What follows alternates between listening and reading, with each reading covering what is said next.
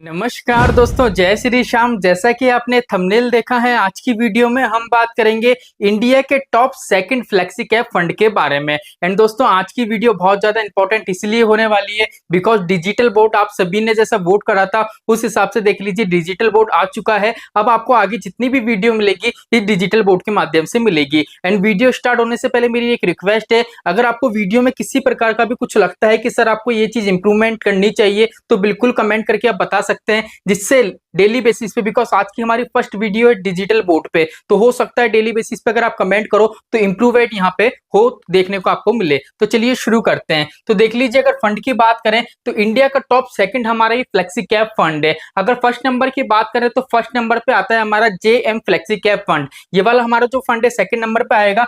चलिए इसके बारे में कंप्लीट थोड़ा हम बात कर लेते हैं डिटेल के अंदर।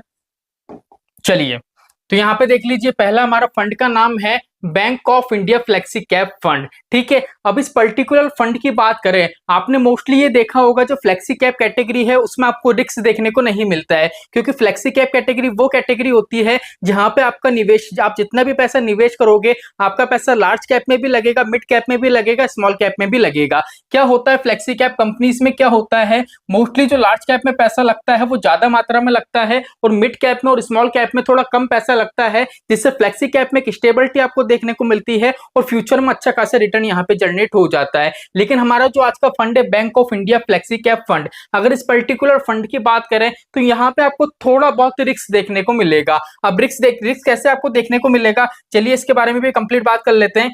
तो देख लीजिए, पहले अगर इस फंड की प्रॉपर बात करें तो देख लीजिए, इसका अगर हम साइज बोले फंड के साइज की तो इसका फंड साइज है 1700 करोड़ रुपए का। तो काफी अच्छा फंड साइज है, इसलिए किसी प्रकार की दिक्कत परेशानी यहाँ पे आपको देखने को नहीं मिलेगी। अगर यहाँ पे आप आपका पैसा इन्वेस्ट करते हो तो आपका पैसा जो इन्वेस्ट होगा वो इक्विटी के अंदर होगा 97.8% पैसा, और कैश के रूप में जो होल्ड रहेगा वो रहेगा 2.2%। अब मोस्टली म्यूचुअल फंड में क्या रहता है, जो फंड मैनेजर कैश होल्ड लेके चलता है वो 5% मिनिमम लेके चलता है, जिससे अगर रिटेल इन्वेस्टर कोई रिडम्पशन की रिक्वेस्ट डाले तो जो लिक्विडिटी की प्रॉब्लम है वो वहां पे देखने को नहीं मिले। लेकिन यहाँ पे कैश होल्ड भी कम है और आपका ज्यादा से ज्यादा पैसा इक्विटी के अंदर इन्वेस्ट हो रहा है। अब इक्विटी का मतलब है सीधे सीधा आपका पैसा है वो स्टॉक मार्केट के अंदर इन्वेस्ट हो रहा है। आप डायरेक्ट रूप से तो इन्वेस्ट कर नहीं सकते हो, इसलिए क्या करो, आप पर्टिकुलर आपका पैसा निवेश कर रहे हो बैंक ऑफ इंडिया के फ्लेक्सी कैप फंड में। अब आप जितना भी पैसा निवेश करोगे, जैसे मान लीजिए यहाँ पे आज आपने 1000 रुपए निवेश करे। अब 1000 रुपए क्या होगा, आपने बैंक ऑफ इंडिया के फ्लेक्सी कैप में जमा करे, एसआईपी करे, लमसम करे, जो भी करे। ठीक है, अब क्या होगा, आपका जो पैसा है ना उसके बहुत सारे टुकड़े होंगे और इस फंड की प्रॉपर जो भी होल्डिंग होगी वहां पे क्या होगा, आपका पैसा निवेश हो जाएगा इक्विटी के अंदर। इसलिए क्या होता है, इक्विटी में अगर आपका पैसा निवेश होता है तो यहाँ पे आपको ज्यादा से ज्यादा रिटर्न मिलता है, बिकॉज आपका पैसा डायरेक्ट नहीं इनडायरेक्ट रूप से सीधे स्टॉक मार्केट में रन कर रहा है। तो चलिए चलते हैं आगे की तरफ। अब बात आती है देख लीजिए रिस्क की। जैसा कि मैंने आपको बताया, इस फंड में अगर निवेश करोगे तो आपको रिस्क देखने को मिलेगा। तो यहाँ पे देख लीजिए, अगर हम इसके बीटा की बात करें तो बीटा आपको देखने को मिलेगा 1.02%। अब मोस्टली बीटा क्या होता है, बीटा अगर 1% के अंदर होता है तो पर्टिकुलर हमारा जो फंड होता है वो मार्केट से कम रिस्क लेके हमको रिटर्न बना के देता है। लेकिन यहाँ पे अगर बीटा की बात करें तो देख लीजिए 1% से ज्यादा है, इसलिए यहाँ पे क्या, अगर आप इन्वेस्टमेंट करते हो तो आपको थोड़ा यहाँ पे रिस्क देखने को मिलेगा। लेकिन दोस्तों ये वाली बात है, अगर फ्लेक्सी कैप में आप इन्वेस्टमेंट करते हो, जैसे क्या है, अभी थोड़े टाइम पहले की बात करें तो जो टॉप फ्लेक्सी कैप फंड था वो था पारंपरिक फ्लेक्सी कैप, उसके बाद कुवांट वाला फ्लेक्सी कैप आ गया, उसके बाद जेएम फ्लेक्सी कैप है, अब ये सेकंड नंबर पे है। तो क्या है, कभी भी आप ये मत सोचना कि मैंने अगर इस फंड में निवेश कर रखा है तो हमेशा ये नंबर सेकंड पोजीशन बना के रखेगा। नंबरिंग चेंज होती रहती है, कभी ये टॉप 10 में शामिल होगा, कभी हो सकता है टॉप 10 की लिस्ट में शामिल नहीं हो। वो सिर्फ इसलिए होता है कि इसके रिस्क लेने की कैपेबिलिटी है फंड के अंदर, जो फंड मैनेजर है यहाँ पे कितना रिस्क ले रहे हैं। चलिए आगे चलते हैं शार्प रेशो की तरफ। अब शार्प रेशो देख लीजिए, इस पर्टिकुलर फंड का है 1.40%। अब शार्प रेशो ये बताता है कि पर्टिकुलर आपने जितना भी पैसा निवेश करा है, चलिए इसको भी थोड़ा एग्जांपल के थ्रू समझते हैं। जैसे मान लीजिए आपने यहाँ पे 1000 रुपए निवेश करे, अब 1,000 रुपए आपने निवेश करे और यूनिट के रूप में कितने यूनिट मिले आपको, मान लीजिए यहाँ पे 1 यूनिट मिला आपको 1,000 रुपए निवेश करने पे। अब 1,000 रुपए आपने निवेश करे तो आपको एक मिला, मतलब 1 यूनिट पे आपको जितना भी रिटर्न मिल रहा है, जैसे मान लीजिए आपको 5% का रिटर्न मिला है, तो 1 यूनिट पे 5% का रिटर्न दिलाने के लिए फंड मैनेजर मार्केट से कितना रिस्क ले रहा है, वो रिटर्न यहाँ पे शो होता है 1.40%। ठीक है, तो पर्टिकुलर मान लीजिए आपने जो भी पैसा निवेश करा उस पर्टिकुलर 1 यूनिट पे फंड मैनेजर ने जितना भी आपको रिटर्न दिया है, उस रिटर्न के लिए मार्केट से कितना रिस्क लिया है, पर यूनिट पे कितना लिया, 1.40% का। देखो आज की वीडियो थोड़ी ज्यादा आपको दिक्कत परेशानी हो सकती है, बिकॉज डिजिटल बोर्ड के साथ ये मेरा पहला वीडियो है, लेकिन जैसे जैसे जैसे वीडियो बनेगा तो थोड़ा प्रॉपर तरीके से आपको देखने को सब मिलेगा। स्टैंडर्ड डिविएशन की बात करें तो क्या होता है, स्टैंडर्ड डिविएशन की बात करें तो फ्लेक्सी कैप कैटेगरी का जो स्टैंडर्ड डिविएशन होता है, देखो उसको दो पार्ट में डिवाइड करो। बैंक ऑफ इंडिया तो आपका हो गया एएमसी, और जो यहाँ पे फ्लेक्सी कैप दिख रहा है ये हो गई आपकी कैटेगरी। तो क्या होता है, अगर बैंक ऑफ इंडिया की बात करें तो यहाँ पे बैंक ऑफ इंडिया का आपको जो स्टैंडर्ड डिविएशन दिखेगा वो दिखेगा 40.74% का। लेकिन अगर फ्लेक्सी कैप कैटेगरी का देखें तो फ्लेक्सी कैप कैटेगरी का जो आपको स्टैंडर्ड डिविएशन दिखेगा वो दिखेगा 12.84% का। अब यहाँ पे देखो उसका कैटेगरी का जो स्टैंडर्ड डिविएशन है उससे ज्यादा स्टैंडर्ड डिविएशन आपको इस पर्टिकुलर फंड का दिखेगा। इसलिए क्या होगा, अगर जो कैटेगरी का स्टैंडर्ड डिविएशन है उससे ज्यादा स्टैंडर्ड डिविएशन अगर एएमसी का आपको दिखता है तो पर्टिकुलर हमारा जो फंड है उसमें क्या है, आपको रिस्क देखने को मिलेगा। फंड मैनेजर मार्केट से रिस्क ले रहा है, तब जाके आपको अच्छा खासा रिटर्न जनरेट करके दे रहा है। चलिए फोर्थ नंबर पे आता है हमारा पीबी रेशो। अब पीबी रेशो क्या कहलाता है, पीबी रेशो का मतलब ये होता है कि पोर्टफोलियो में जितने भी स्टॉक हैं, ठीक है, अब पोर्टफोलियो में जितने भी स्टॉक है, जैसे मान लीजिए यहाँ पे मैं आपको ड्रॉ करके बताता हूं जिससे आसानी से आप समझ सकोगे। ये मान लीजिए आपका स्टॉक मार्केट है, अब मान लीजिए कोई सा भी एक शेयर है जिसकी बुक वैल्यू 100 रुपए की है, ठीक है, अब वो ट्रेड कितने रुपए पे कर रहा है, मान लीजिए वो 150 रुपए पे ट्रेड कर रहा है, ठीक है, तो आपका जो पर्टिकुलर ये पीबी रेशो है ये बताता है कि पर्टिकुलर फंड के अंदर जितने भी स्टॉक हैं वो अपनी बुक वैल्यू से कितना ज्यादा वैल्यू पे ट्रेड कर रहे हैं, वो वैल्यू परसेंटेज के रूप में आपको यहाँ पे दिखती है। अगर ये वैल्यू आपको 1% से ज्यादा दिखती है, 1% से ज्यादा कितनी भी हो तो काफी अच्छा माना जाता है। जितनी ज्यादा ये वैल्यू आपको देखने को मिलेगी उतना ही इस फंड की जो होल्डिंग है वो प्रॉपर तरीके से वर्क कर रही है और इन्वेस्टर को रिटर्न बना के दे रही है। तो चलिए चलते हैं आगे फैक्टर की तरफ। अगर यहाँ पे बात करें असेट्स एलोकेशन की तो क्या हो रहा है, इक्विटी के अंदर आपका पैसा निवेश हो रहा है 97.8%। अब ये पूरा की पूरा पैसा क्या है, लार्ज में भी लगेगा, मिड में भी लगेगा, स्मॉल में भी लगेगा। तो लार्ज कैप में देख लीजिए कितना लग रहा है आपका 45.1%, मिड कैप की बात करें तो 21.99% लग रहा है, और स्मॉल कैप की बात करें तो 29.36% पैसा यहाँ पे आपका स्मॉल कैप के अंदर लग रहा है। अब यहाँ पे देख लीजिए, मैंने पहले ही वीडियो के स्टार्टिंग में बताया था कि फ्लेक्सी कैप कैटेगरी में क्या होता है, ज्यादा से ज्यादा जो पैसा आपका लगता है वो लार्ज कैप में लगता है, एक स्टेबल कंपनी में लगता है,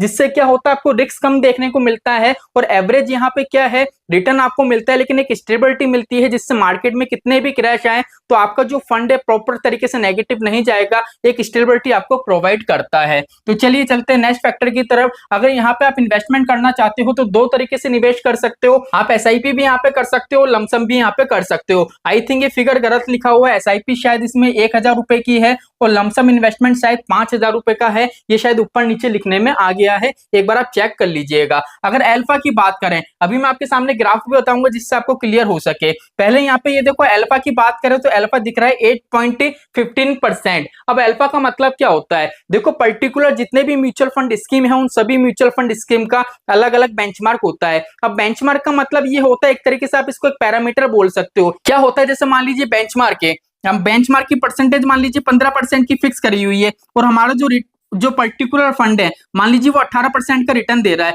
तो 15% से कितना ज्यादा दे रहा है, 3%, तो क्या हो जाएगा, इसका अल्फा हो जाएगा 3। ऐसे ही इसका जो बेंचमार्क है इस पर्टिकुलर फंड का, ये फंड है अपने बेंचमार्क से कितना परसेंट ज्यादा रिटर्न दे रहा है, 8.15%, तो ये अल्फा कहलाता है। चलिए एक बार चार्ट के माध्यम से भी आपको बताते हैं जिससे आपका कंसेप्ट क्लियर हो जाएगा। अब यहाँ पे देख लीजिए, जो आपको ब्लू कलर का दिख रहा है ऊपर की तरफ का ग्राफ, वो bank of India flexi cap का है और जो इसका बेंचमार्क है BSE 500 TRI, ठीक है, ये देख लीजिए आपको ग्रीन कलर में आपको दिख रहा होगा, और इधर की तरफ जो फ्लेक्सी कैप कैटेगरी है उसका रिटर्न आपको दिख रहा होगा। देख लीजिए इस तरीके से ग्राफ यहाँ पे चल रहा है। अब यहाँ पे ये चीज देखो, जैसे कि मैंने अभी अल्फा बताया था आपको, जो इस पर्टिकुलर फंड का ग्राफ है वो ऊपर जाता हुआ नजर आएगा। ये ग्राफ है हमारा 1 ईयर का। चलिए चलते हैं हमारे 3 साल के ग्राफ की तरफ। अगर 3 साल का ग्राफ देखोगे तो भी देख लो, स्टार्टिंग में देख लीजिए यहाँ पे टच करा हुआ था, लेकिन वापस से अपने बेंचमार्क को बीट कर रहा है। देख लीजिए इस टाइम पीरियड में, देख लीजिए ये बात है 2022 तक की। लेकिन देख लीजिए इस यहाँ की अगर बात करें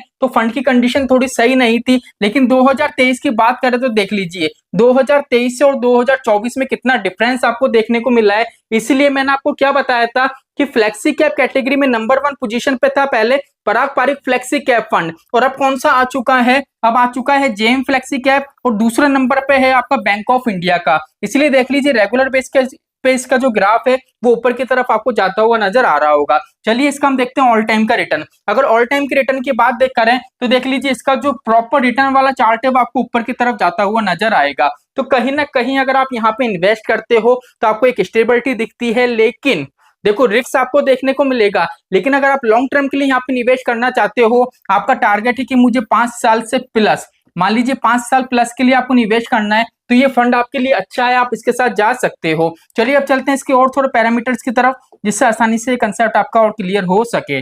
चलिए अगर फंड मैनेजर की बात करें, देखो क्या होता है, पर्टिकुलर आप किसी भी फंड में निवेश करो, आपको ये जरूर देखना चाहिए कि फंड मैनेजर कौन है, और फंड मैनेजर है उसको कितना टाइम पीरियड हो चुका है। अब फंड मैनेजर की बात करें तो आलोक जी हैं, काफी अच्छे पर्सन है, वेल क्वालिफिकेशन इनके पास है। अब यहाँ पे देख लीजिए जो ये नियुक्त किए गए थे 2020 में करे गए थे। अब क्या होता है, पर्टिकुलर फंड में जितना पुराना फंड मैनेजर होगा ना, उतनी ही आपको ग्रोथ देखने को मिलेगी। अब क्यों देखने को मिलेगी, बिकॉज क्या है 2020 में जब इनकी नियुक्त हुई थी, जब ये नियुक्त करे गए थे, उस टाइम इनको पता है कि पर्टिकुलर जो फंड है उस फंड की होल्डिंग क्या थी, उस फंड की कंडीशन क्या थी। उस टाइम मान लीजिए जो भी होल्डिंग थी, जो भी स्टॉक थे, अभी के टाइम में अगर देखा जाए तो उन जितनी भी स्टॉक है उनकी वैल्यू क्या है, क्या मार्केट उनका सही है या मार्केट सही नहीं है। इसलिए फंड मैनेजर जितने पुराने होते हैं, हमारा फंड है वो उतनी ही ज्यादा ग्रोथ करता है, बिकॉज फंड मैनेजर को फंड की सारी कंडीशन के बारे में पता रहता है। अगर सेक्टर की बात करें, अगर यहाँ पे आप पैसा निवेश करते हो तो मोस्टली 6 सेक्टर में आपका पैसा निवेश होता है।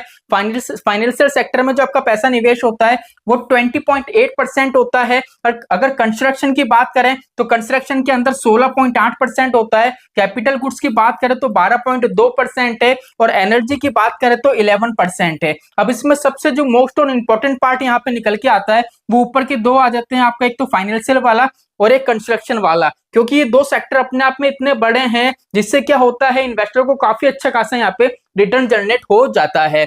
अगर देखें 5वें नंबर पे तो मेटल एंड माइनिंग से अगर टेक्नोलॉजी की बात करें तो देख लीजिए 5.86% पैसा यहाँ पे क्या हो रहा है, निवेशक का इन्वेस्ट हो रहा है। अगर रिटर्न की बात करें तो देख लीजिए इसका जो 1 ईयर का रिटर्न है, जैसा कि मैंने आपको थंबनेल में भी बताया था, 63.47% का है। अगर 3 साल के रिटर्न की बात करें तो 27% है। अगर ऑल टाइम के रिटर्न की बात करें तो 38% का यहाँ पे आपको रिटर्न देखने को मिलता है। अगर फ्लेक्सी कैप कैटेगरी की बात करें, यहाँ पे जो आपको रिटर्न ये शो हो रहा है ना, ये सिर्फ और सिर्फ कौन सी कैटेगरी इतना रिटर्न बना के देती है आपको, स्मॉल कैप की। लेकिन यहाँ पे फ्लेक्सी कैप कैटेगरी में आपको इतना रिटर्न मिल रहा है, इसलिए क्योंकि ये जो फंड है प्रॉपर तरीके से मार्केट से रिस्क ले रहा है और इन्वेस्टर को रिटर्न बना के दे रहा है। तो आई होप आज की वीडियो से आपको क्लियर हो गया होगा कि जो bank of India flexi cap fund है, यहाँ पे आपको निवेश करना चाहिए या नहीं। अभी अगर आपको ये क्वेरी है कि सर जो पराग पारिक फ्लेक्सी कैप है वो अच्छा खासा रिटर्न बना के नहीं दे रहा है, अगर उस पर भी आपको वीडियो चाहिए तो बिल्कुल कमेंट कर देना, उस पर भी वीडियो जरूर आएगा।